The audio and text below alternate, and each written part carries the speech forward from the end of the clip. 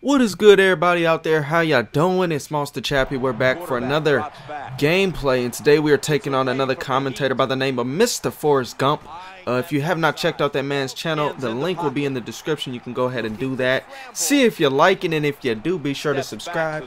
And yeah, I took the Niners this game. As I said before, I'm using them as of February 1st in all the real big games, or games that I must win. And I had to get used to playing with them. So basically, I used them for quite a bit. For about a week straight, I've been just using them just to get used to the personnel, how I want to set up the depth chart, stuff like that. I mean, when you transition from an older team or a different team to another team, you really got to play with them a few times, especially if that's the team you plan on using in the big games, because you have to be used to the personnel, you have to be used to the play style, you have to be used to, how guys are going to react, how they're going to respond, are they going to tackle, are they going to go dumb, things like that, all those little things. And even if it's an upgrade of a team or a downgrade of a team, either way, you definitely have to do that to understand how your team's going to work and how they're going to work with your scheme. And right here, we catch a huge break, and Forrest is just crashing his controller. I imagine I would be too, dropping a pass like that where you're just wide open and it should have been a touchdown. Just really unfortunate. Maybe he wouldn't have scored, but it definitely would have been a first down and a big play for him.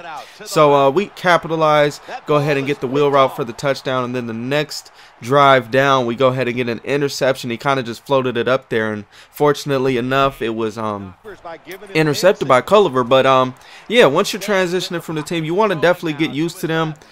Figure out what the best depth chart and user specific adjustments for putting guys in certain spots are for the best thing to do for you and your scheme. And I think I've got it figured out pretty well for the Niners now. Again, they're a great team. They can run any kind of defense. Probably one of the best teams in Madden history, if not the best team in Madden history, with the recent roster update. So definitely not too hard defensively. Offensively, though, is kind of a putting together a simple puzzle, not a complicated puzzle, because again, I like Gore. Kaepernick's an obvious tight end. Davis is a must. But mainly the wide receiver spots, kind of figuring out who you're going to start. You got guys like Jenkins, who I actually like because he's pretty fast and he's got hands too. You can go the Ted Ginn route. He's super fast, but he really can't catch. And there's a few different routes you can go. Moss is really tall. His catching isn't the greatest, but he's definitely super tall and he's decently fast. Crabtree, the best overall probably wide receiver for the team, depending on what you're doing for possession. Manningham is a good mixture of possession and speed. He's just a nice little combo of the two. So it really depends what you're trying to do, what kind of routes you plan on having your guy run, depending on the formation you're running and things like that. So those are the small adjustments you make, and you get used to that. So it's definitely good to use your team, and definitely get used to them. And right here, look at that catch. Ooh, that was so nasty and disrespectful.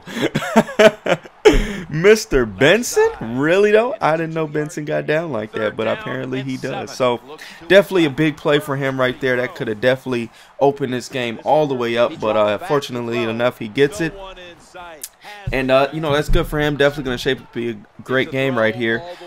The next thing I wanted to do was finish up on the rankings and the ratings and where everybody stands in the community, because in the last video I kind of got into it, but I didn't get to really finish and wrap it up. And the basic idea of the whole video was, where do you stand in the community and where do you want to stand in the community? Do you want to be in the top 90% of all players? Do you want to be in the top 10% of all players? Those two things are greatly different. Top 90%, you could literally play the game once a few times and literally be in that. But if you want to be in that top 10%, you're going to have to put a little bit of effort. And then if you want to be in the top 1%, accordingly, more effort, more skill, more time, and things like that, and get used to the game. And then it broke it down basically depending on which community you're in, because as a whole, the Madden community is quite large. Again, several 100,000, but as communities, as individuals, as connected career community, you got the rank community, you have the tournament community, you have ultimate team communities, you have league communities, you have all kind of different little communities, money games, all that stuff. There's just all kind of different things you can do as far as communities within the community of Madden. So depending on which one of those you're in, you may want to be in the top 10% within that community, or whatever the case may be. Whereas overall, you might be one of the better players in the world, but within your community, you might be near the bottom. But depending on where you want to be is where you should try to practice to get and to achieve. If you want to win tournaments, you're going to need to be top 10, in the tournament community, in the money game community. You're going to be one of those guys people kind of fear to play, or not fear necessarily, but they think about it before they be like, oh, I want to play that guy. You want to be the guy people are like, well, let me avoid him for as long as possible. That's the guy you want to be. But nonetheless, that is that, and that is how I feel about the community. I think that's pretty good perspective on the community as a whole of where everybody stands. So just figure out where you want to be and what you have to do to accomplish that and to get there. And look at this stuff. This is just that 49ers stuff right here. Frank Gore telling you one of the best backs in the game. If you're not using him, I don't know why. As you can see, he's just he also has the clutch factor rating, which means his carry goes up in the fourth quarter in those clutch times. So nonetheless, these Niners, they're tough. We go ahead and we end up getting able to kill the rest of the clock and finish the ball with the ball in our hands. And that's gonna wrap the game up, man. Definitely a great game, Gump. I believe it was like a $10 game or something like that. Nothing significant or crazy, but definitely a good game. I hope you guys enjoyed. Till the next time, this is your boy Mr Chappy. We out.